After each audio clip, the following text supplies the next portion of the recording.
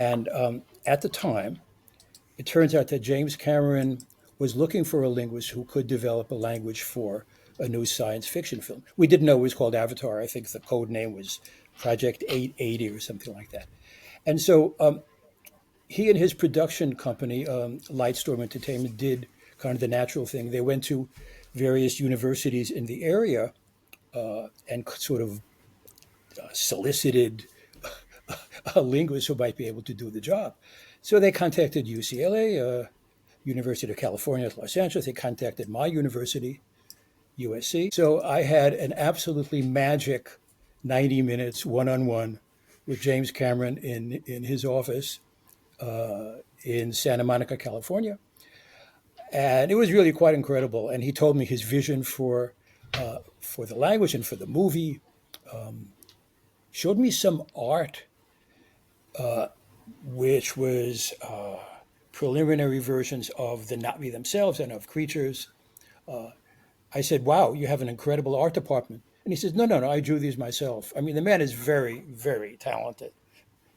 Anyway, we had a great talk, and he seemed to he seemed to think I could do the job. And he stood up, shook hands, and he said, "Welcome aboard." And that's kind of how it started. I should tell you that I was tremendously privileged in that I was able to be on set and I was invited to be on set and to work with the actors. Of course, I worked with the actors ahead of time as well, Yeah. providing them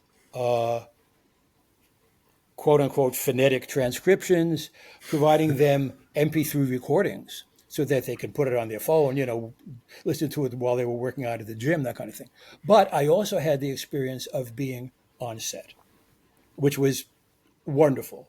And from one take to another, I could sometimes approach an actor and say, "Hey, that was really good, but just remember the vowel at the end of this word is a and not ah."